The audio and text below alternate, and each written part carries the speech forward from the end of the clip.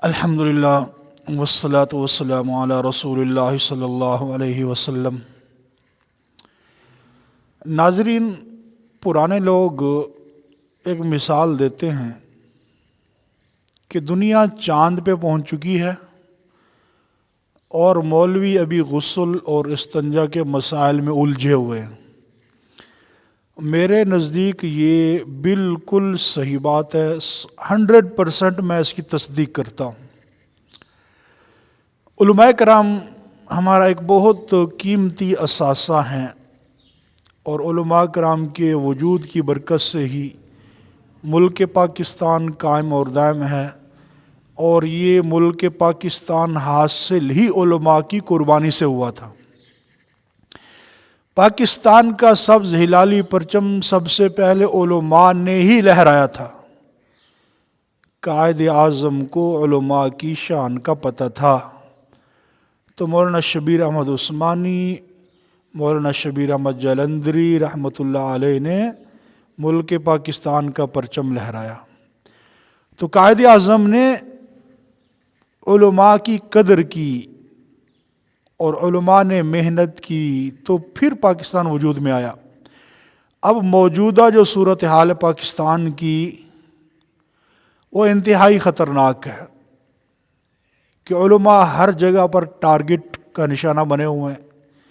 کتنے علماء شہید ہو چکے ہیں، لیکن ہمارے علماء کے اندر ذرا کے برابر بھی اپنی فکر نہیں پڑی کہ کوئی سیکورٹی کا انتظام کر لیں، کوئی اپنا تحفظ کر لے، نہیں۔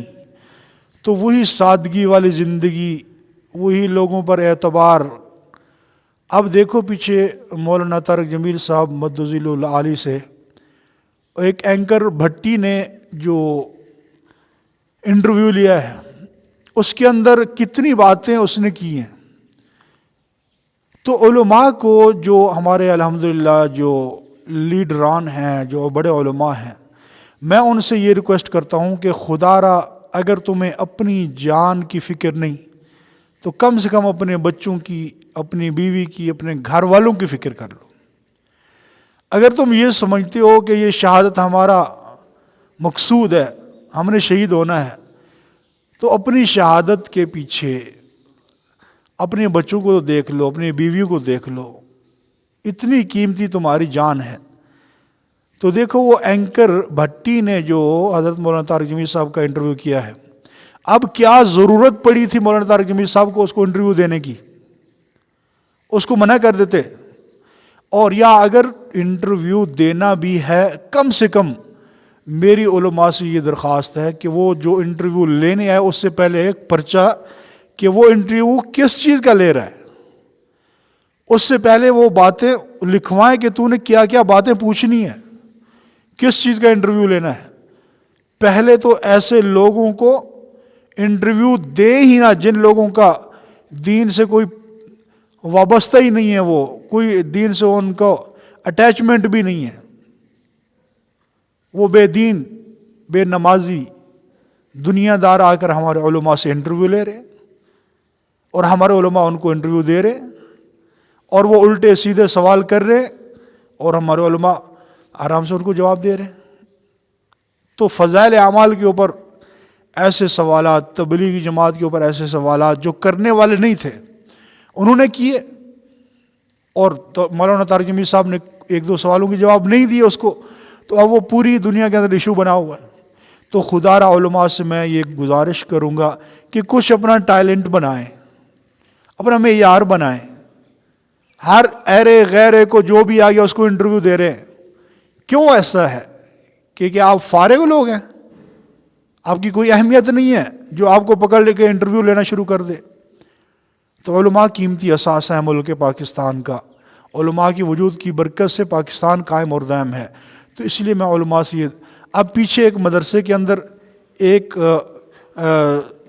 آدمی گیا ہے، قاری صاحب کو اس نے کہا کہ میں نے بچوں کے لیے راشن لانا ہے، تو ایک بچہ میرے ساتھ بھیجو۔ اب وہ سیدھے سادھے قاری صاحب جس کو نہ دنیا کا پتہ ہے کہ یہ لوگ کہاں سے کہاں پہنچ گئے، اور ہم بھی سادگی کے اندر ہے، لوگوں پر اعتبار، ہر بات پر اعتبار کرتے ہیں۔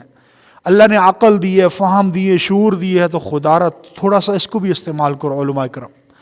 اب وہ اس مدرسے کے طالب علم کو لے کے گیا دکان کے اوپر، اور اس نے ہزاروں روپے کے سودے لیے، چینی، گھی، سب کچھ لیا، ہزاروں روپے کے سودے لے کر وہ دکاندار کو کیا کہتا ہے کہ میں یہ گھر چھوڑ کے آتا ہوں، ابھی اور بھی لینے آئی، بچہ بیٹھا ہوا ہے۔ اب وہ دکاندار یہ سمجھ رہا ہے کہ یہ اس کا بیٹا ہے، ٹھیک ہے، وہ اس کو چھوڑ کے گیا، ابھی آ جاتا ہے، تو وہ غائب ہو گیا، اور جب پوچھا گیا تو معاملہ کچھ اور تھا۔ اسی طرح ایک آدمی گیا مدرسے کے اندر قاری صاحب کو کہ میں نے بچوں کے کپڑے لانے ہیں، تو ایک بچہ بڑا میرے ساتھ بھیجو، وہ لے کے آئے۔ اب وہ آدمی بچے کو لے کے جاتا ہے دکان کے اوپر، اور بے شمار وہ کپڑے لیتا ہے، 15-20 سوٹ لے لیتا ہے، عورتوں کے بھی مردوں کے بھی۔ اب وہ یہ کہتا ہے کہ میں اپنے گھر والوں کو دکھا کے آتا ہوں، تو یہ بچہ بیٹھا ہوا ہے۔ اب وہ دکاندار سمجھ رہا ہے کہ یہ بچہ اس آدمی کا ہے، تو ابھی آتا ہے۔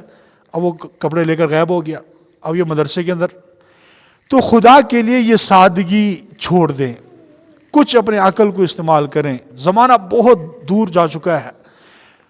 اس لیے میں علماء سے یہ گزارش کرتا ہوں، ایک تو اپنی سیکورٹی کا انتظام کریں، کم سے کم مدارس کے طلباء کو اس کی یعنی ایسی ٹریننگ دیں کہ وہ آپ کی سیکورٹی کی ترتیب بنا سکیں، کیونکہ حکومت نے آپ کو کوئی سیکورٹی نہیں دینا ہے۔ وہ یہ سمجھ رہے ہیں کہ ٹھیک ہے یہ تو ایسے فضول انسان ہے، اس لیے کوشش کریں اپنی سیکورٹی کا انتظام کریں۔ ہر ایرے غیر نتھو خیر سے ملاقات نہ کریں، ہر ایک کو انٹرویو نہ دیں، اس سے اسلام کے اوپر بہت بڑا دھبا پڑ رہا ہے۔ اس لیے علماء خدا را میں یہ ہاتھ جوڑ کے کہتا ہوں کہ اپنی عزت کو پہچانیں، اپنے مقام کو پہچانیں۔ تمہارا جو وجود ہے یہ بہت قیمتی ہے، خدا کے لیے اپنے اس وجود کا تحفظ کریں، اپنے اس بیوی بچوں کا خیال کریں، مدارس کے اندر پڑھنے والے بچوں کا خیال کریں، اور اس ملک کے پاکستان کے لیے بھی دعائیں کریں، اور اس پاکستان کے اندر رہنے والے ہر ایک فرد کے لیے دعائیں کریں کہ اللہ ان سب کو ہدایت عطا فرمائے۔ اللہ جل شانہ سے دعا ہے کہ اللہ جل شانہ تمام علماء حق کی حفاظت فرمائے۔